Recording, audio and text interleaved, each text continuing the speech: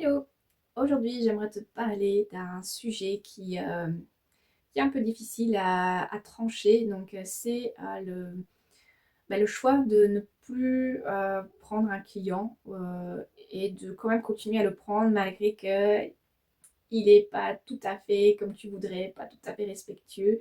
Je vais essayer de te guider un peu. Il faudra que toi, tu te fasses ton idée sur comment toi tu sens les choses, suivant peut-être ta situation actuelle, suivant ce que tu es prêt à accepter, ce qui te dérange, ce qui te rend peut-être coupable dans le sens que tu es en train de développer ton business, ton cabinet, ton accompagnement et que tu restes strict au niveau du choix de tes clients.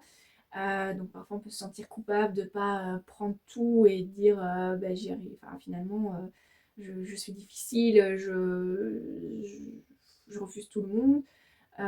Donc voilà, il y aura tous ces sentiments-là qui vont venir se mêler là-dedans. Tu auras aussi ton entourage, souvent le plus proche, qui va aussi t'influencer sur des choses parce que tu es dans une situation peut-être financière qu'il faudrait que tu prennes tous les clients ou que la personne n'a pas le même avis que toi sur certains comportements. Elle trouve ça moins grave que ce que toi tu ressens. Après, il faut toujours se dire que la personne qui te juge sur comment tu te comportes envers tes clients, elle vit pas la situation.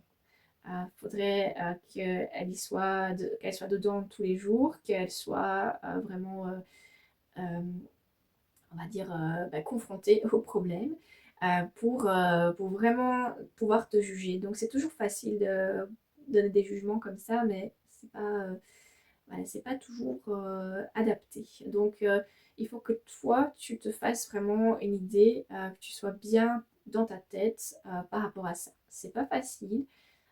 Ça peut prendre des années. Moi, ça m'a pris des années. Et donc, c'est pour ça que je me suis lancée dans l'accompagnement de la création de contenu, parce que c'est tellement triste qu'on n'enseigne pas ça directement, que ça soit à l'école éventuellement, pour déjà nous préparer à la vie de tous les jours, euh, de nous donner, on va dire, cette permission de refuser des clients, de refuser des comportements. Et pareil, à l'UNIF, si tu es au l'UNIF ou haute école, si ta profession nécessite des études plus loin que l'école secondaire ou le lycée, je pense, en France. Donc ça, voilà, moi je trouve que ça devrait être enseigné, et d'autant plus si tu as fait une école soit technique secondaire, où tu sors par exemple déjà coiffeur, ou enfin déjà avec un métier, on doit t'apprendre à savoir comment te comporter, ou en tout cas te donner les clés de comment te comporter dans des situations d'irrespect de tes clients, pour pas te prendre tout de face. Moi, je me suis pris vraiment une claque en sortant du NIF, donc en tant que vétérinaire, de me prendre des remarques.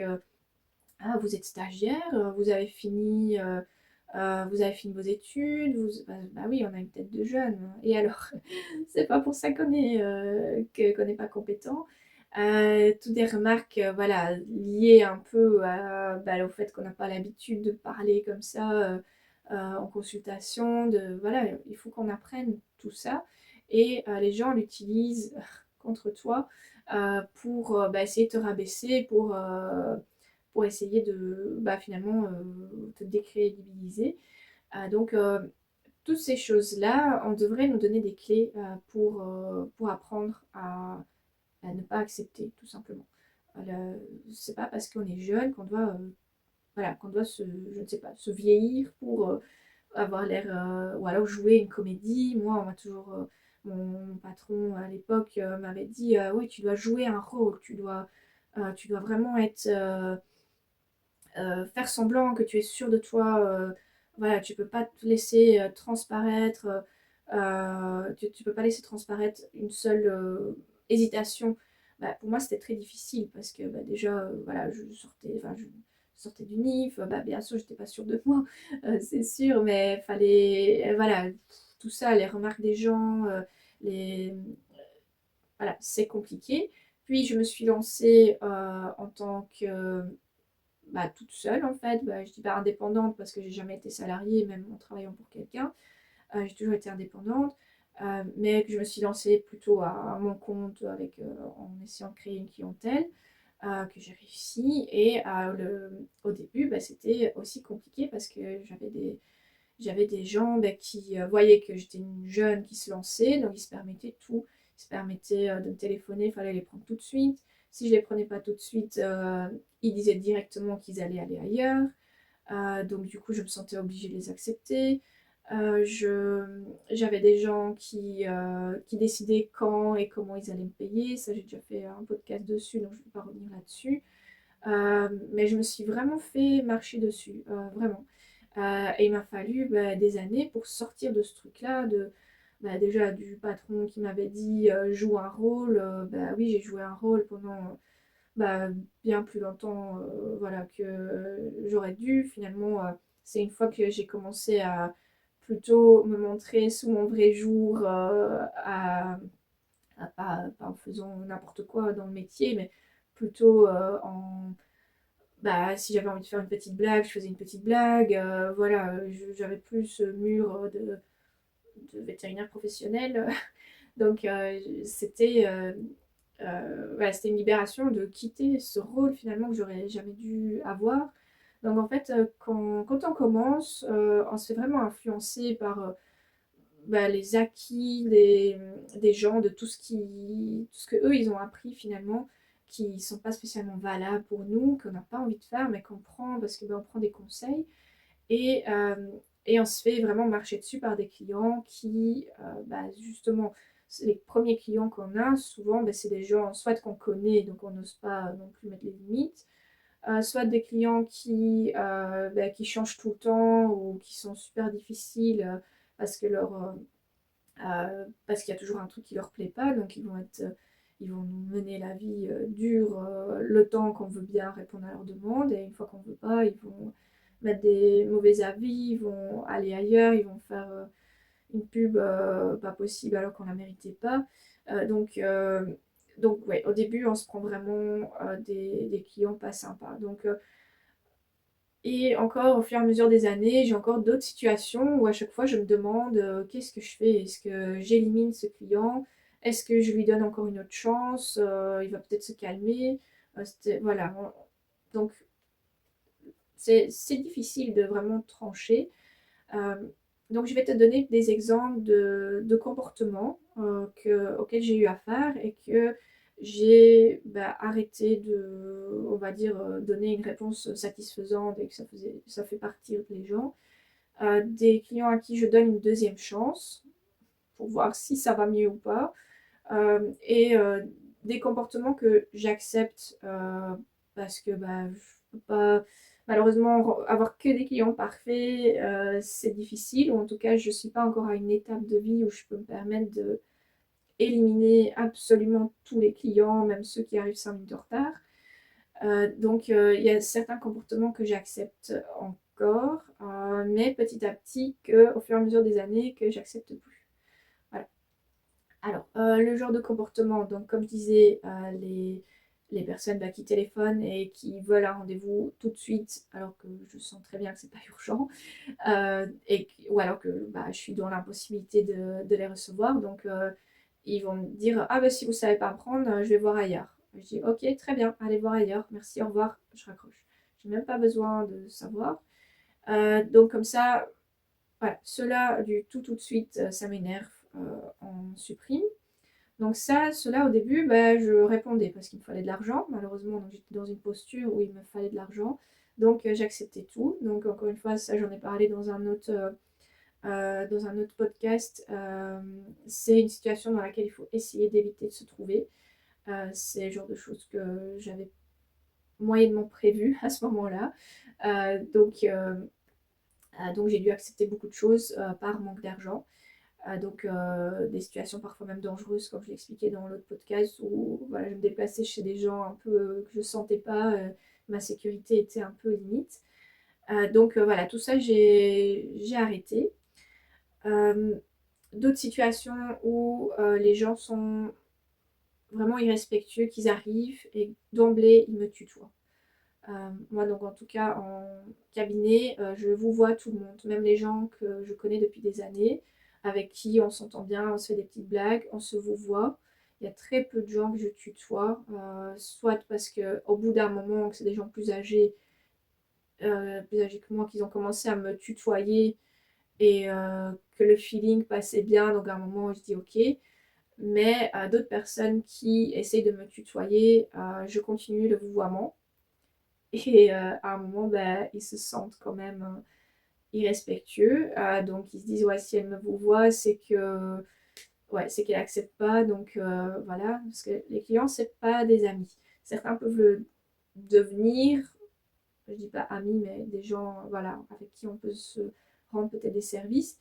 Mais un client n'est pas ton ami, il faut pas qu'il le ressente tel, parce que sinon il va se permettre beaucoup de choses. Donc le tutoiement, moi je continue à vous voyer. Je fais semblant de rien, je continue à vous voyer. Donc soit de la personne change, soit à un moment, voilà, elle va... En général, ces personnes-là recommencent à me vous voyer, ils voient que je suis pas réceptive. Euh, ou alors ils s'excusent, ils disent ah désolé, je vous tutoie, mais je tutoie tout le monde. Et à ce moment-là, je réponds bah oui, mais moi j'aime pas trop ça. Et, euh, et voilà, ça les fait tiquer, ils repassent en général au vouvoiement. Euh, donc ça, voilà, ce genre de personnes qui arrivent un peu là, qui se croient un peu tout permis, qui se croient chez eux partout. Moi, ça me convient pas, donc ça, je leur fais comprendre. Et souvent, je vois qu'ils, voilà, ça n'accroche pas avec moi. Ça veut pas dire que ça n'accrochera pas avec toi, mais moi, en tout cas, voilà, ils préfèrent peut-être quelqu'un qui peut tutoyer, donc ils vont aller voir ailleurs. Alors après, il y a toutes des situations où les clients, par exemple, ne respectent pas le rendez-vous. Donc soit bah, ils arrivent en retard. Bah, s'ils s'excusent, je leur dis, bah, tant que vous ne faites pas à chaque fois ce truc-là, bah, ça va. Donc, et en général, ils ne sont pas en retard à chaque fois. Ou les gens qui ne viennent pas au rendez-vous ou qui annulent quelques minutes avant. Alors ça dépend. Si c'est déjà des gens qui m'ont fait le coup plusieurs fois, que déjà j'apprécie pas, je vais voilà, mettre des petites actions en place de sorte qu'ils ne reviennent plus. Soit je vais annuler le rendez-vous moi aussi en dernière minute, soit quand, ils, quand ils reprennent rendez-vous, je vais leur dire que comme ils ne sont pas venus la fois d'avant, moi je mets quand même quelqu'un en même temps. Et eux, je les intercalerai parce que si de nouveau ils viennent pas, moi j'ai un trou. Donc je les intercalerai quand moi j'aurai un trou, si je termine plus vite ou quoi. Donc voilà, ça plaît pas non plus, donc en général, ils partent. Ou alors, je leur dis, bah écoutez, ok, mais si vous revenez, moi je mets un supplément pour la fois où vous n'êtes pas venu. Parce que moi j'ai un trou, j'ai dû refuser des clients, même si c'est pas vrai, hein, on s'en fout. Mais j'ai dû refuser des clients pour pouvoir les prendre et que moi voilà, ça ne me convient pas. Après, il y a peut-être des gens encore plus radicaux que moi qui disent bah non, vous prenez plus de rendez-vous et c'est tout. Et sur les logiciels en ligne, on peut également bloquer des personnes comme ça qui ont pris rendez-vous, qui sont pas venus, ou des clients qu'on ne veut plus voir en bloc. Et après, finalement, il suffit de les bloquer dans le téléphone et en général, ils s'acharnent plus, ils ont compris. Ou faire on va dire entre guillemets un sale coup, on annule le rendez-vous en dernière minute, ou on le propose très très loin et après on l'annule s'ils le maintiennent quand même. Ce que j'ai eu comme truc qui m'est arrivé cette année, ça ne m'est encore jamais arrivé, c'était un vol au cabinet que j'ai vu par un enfant de la personne qui était en face de moi. Un vol, une bêtise, hein, mais j'avais des trombones en forme de caméléon sur ma table. Et en fait, la petite fille, elle s'est rapprochée. Donc, petite fille, c'était un enfant de 3 4 ans, je dis pas. Mais là, c'était une fille de 10 ans, donc elle savait très bien ce qu'elle faisait. Elle s'est approchée de la table et moi, je parlais à la maman en face de moi. Et bah, elle était à 50 cm de moi. Elle pensait que J'allais pas voir, mais bon, malheureusement pour elle, les femmes ont une vision assez panoramique. Donc même si je regarde devant, je la vois qu'elle chipote et je vois qu'elle s'en va avec et à un moment, elle le met dans sa poche. Donc voilà, moi je continue à parler, mais je voyais ça et à la fin de la consultation, je vois, bon, elle me rend pas les trombones.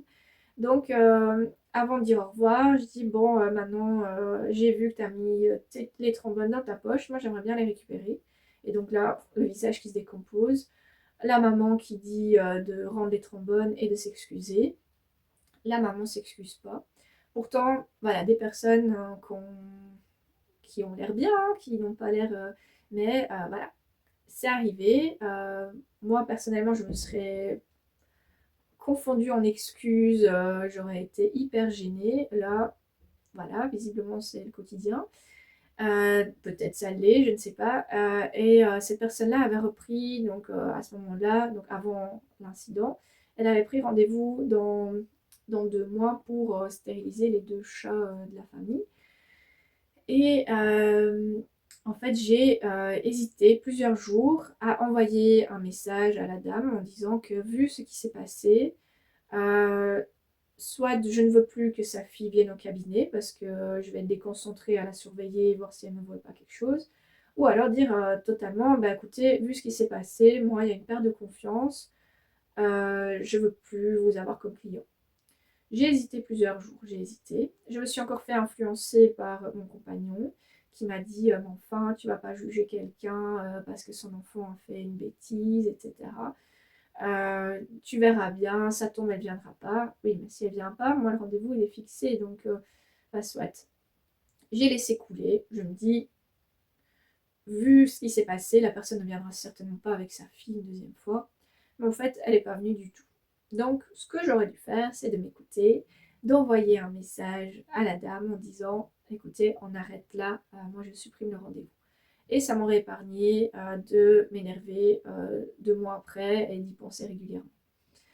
Voilà, donc j'en viens à l'entourage qui peut te faire culpabiliser quand tu refuses des clients ou quand tu veux mettre des limites. Moi, ça a été mon cas, j'en ai beaucoup souffert parce que j'ai énormément, cherché la validation. À chaque fois qu'il y avait un comportement qui ne me plaisait pas, je cherchais la validation auprès de mon entourage en disant est-ce que tu trouves ça normal? Qu'est-ce que tu ferais à ma place? Mais en fait, la personne n'était jamais à ma place.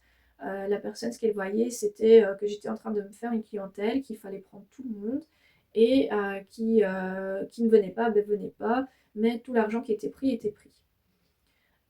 Donc en fait, j'ai pris beaucoup de décisions, mauvaises décisions, avec ce raisonnement-là, qui n'est pas bon. Donc, s'il y a des clients que toi, tu sens pas, que tu as envie d'éliminer, eh bien, fais-le. Ne te fais plus avoir par les jugements, des valeurs des autres. Fais comme toi tu le sens. N'en parle limite pas, comme ça tu ne te fais pas juger. Mais c'est ton affaire, tu fais comme toi tu le sens. Parce que si tu es indépendante, tu as déjà assez de ennui, pour le dire poliment. Donc, tu n'as pas besoin de te rajouter des trucs comme ça à réfléchir et tout ça. Les clients ne conviennent pas, élimine-le. C'est bon. Passe à l'étape suivante. Donc, voilà. À toi de te faire vraiment de ce que tu veux accepter ou pas. Euh, tout ce côté-là sera débattu dans ma formation qui sortira le premier semestre 2026. Donc tout ça, ça sera débattu là-dedans. Je donnerai des outils, des fiches, comment faire des exercices pour ne jamais perdre ça de vue. Donc voilà, n'hésite pas à te faire vraiment à ta sauce. Voilà. N'écoute pas les autres, ne cherche pas la validation. C'est encore une fois, avant d'avoir ton diplôme ou de te lancer, ce sont tes formateurs qui auraient dû te donner ces clés-là. Moi, je te les donne. Ne te sens pas coupable, surtout en prenant tes décisions, parce que finalement, c'est que toi qui souffriras et personne d'autre. Alors, au niveau des comportements que j'accepte encore, ce sont des petits retards. Des petits retards de 5-10 minutes. Alors, comme j'en ai déjà parlé dans un podcast, quand la personne arrive vraiment 10 minutes de retard et qu'il me reste 5 ou 10 minutes à m'occuper d'elle, je lui dis, écoutez, vous êtes en retard, donc il me reste plus que autant de temps pour m'occuper de votre animal, donc on va faire vite. Et ainsi, bah, la prochaine fois, elle arrivera à temps parce que elle voit que le temps que j'y consacre est de toute façon payé et moi je vais juste accélérer. Donc ça sera au détriment malheureusement de l'animal ou des questions qu'elle a envie de me poser. Donc elle devra peut-être reprendre un autre rendez-vous.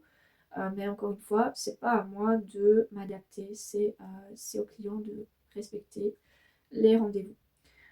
Les personnes qui ne viennent pas.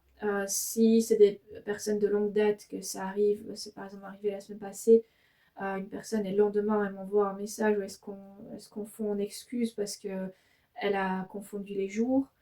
Voilà, ça peut arriver, on n'est pas des ordinateurs, on est des humains, donc à un moment il faut, voilà, faut pas non plus être strict. Donc cette personne-là, je vais pas commencer à la menacer, elle a repris rendez-vous, voilà, tout va bien.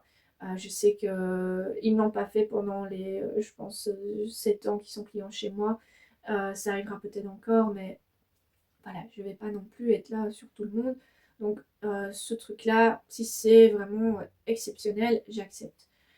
Par contre, j'ai eu une personne qui m'avait pris rendez-vous il y a plusieurs mois, qui sont pas venus et au soir qui m'ont envoyé un message pour dire qu'ils n'ont pas pu venir au rendez-vous, sans vraiment s'excuser, sans reprendre rendez-vous, voilà. J'ai pas répondu, c'était un vendredi soir, j'ai pas répondu, je m'étais dit cela, faut plus qu'ils reviennent. La dame ici, elle a une mauvaise période. La semaine passée, je crois que c'était la semaine passée ou il y a 2 semaines, elle me refait un message en disant oui, j'aimerais bien revenir chercher des antipuces. Quand est-ce que je peux passer? Donc je lui donne une heure, une date. Elle me dit ok. La personne se ramène 10 minutes en retard. Donc déjà, à tous les rendez-vous qu'ils ont honorés, ils sont venus un quart d'heure en retard. Donc là, voilà, je sortais ma petite phrase et comme je savais que c'était eux, ben, je mettais un autre rendez-vous avant, quand c'était un truc au téléphone, ou juste un petit rendez-vous pour prendre des médicaments, une histoire comme ça, pour rentabiliser ce temps-là, parce que ben, c'était des personnes qui venaient, mais en retard. Donc comme je savais le prévoir, ben, j'acceptais encore. Et ici, la personne, ben voilà, elle arrive 10 minutes en retard. Donc moi, j'avais déjà oublié, j'avais fermé le cabinet, je devais partir. Et quand je suis sur le parking, ben, je la vois débarquer. Donc je dis, bah, écoutez, je vais re-rentrer dans la maison. Mais voilà, vous êtes en retard. Donc moi, j'allais encore 2 minutes, j'étais partie, hein. Ah, mais je ne sais pas toujours tout faire. Enfin, voilà. Encore des excuses dans le vent, alors qu'ils sont toujours en retard. Et je lui fais la remarque en disant, bah écoutez, vous n'êtes pas venu au rendez-vous et en plus vous n'avez pas repris. Donc moi ça ne va pas, ça ne me convient pas. Donc d'abord elle essaye de nier, faire comme si elle ne comprenait pas. Et après elle me fait, ah mais je vous ai quand même fait un message. Je dis oui au soir, pas avant, même 1 heure avant, ça aurait été appréciable, même si je ne sais plus rien faire du rendez-vous qui n'est pas honoré. Mais voilà. Euh, alors voilà, limite pas d'excuses, enfin soit. Donc j'ai fait comprendre que j'étais pas contente. Voilà, j'espère encore une fois que s'ils reviennent, ils vont être dans les dates ou alors qu'ils ne reviennent plus.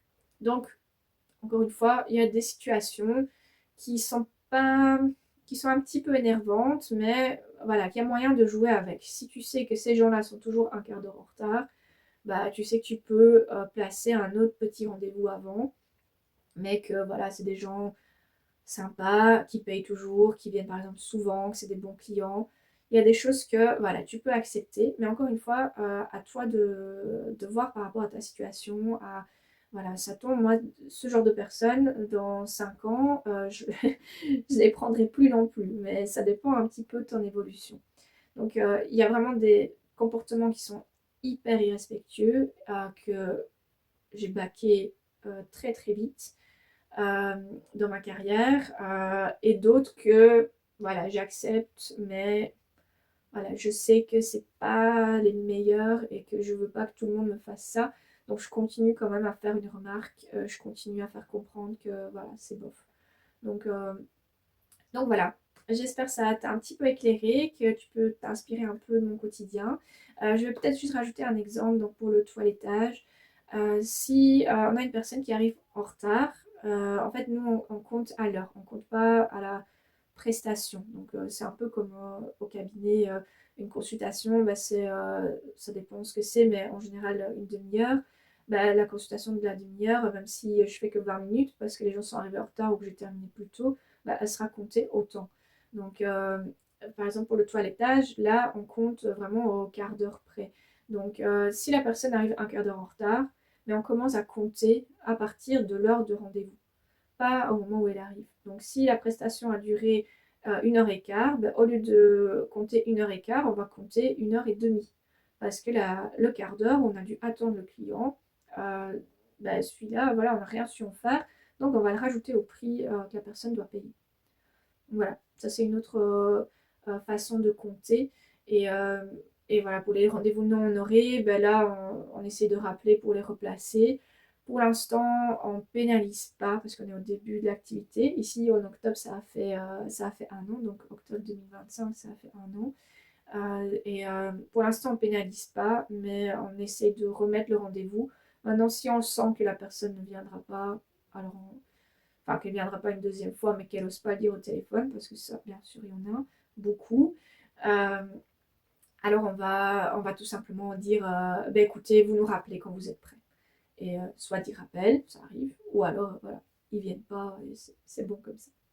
Voilà, donc j'espère que ça a pu un petit peu t'éclairer.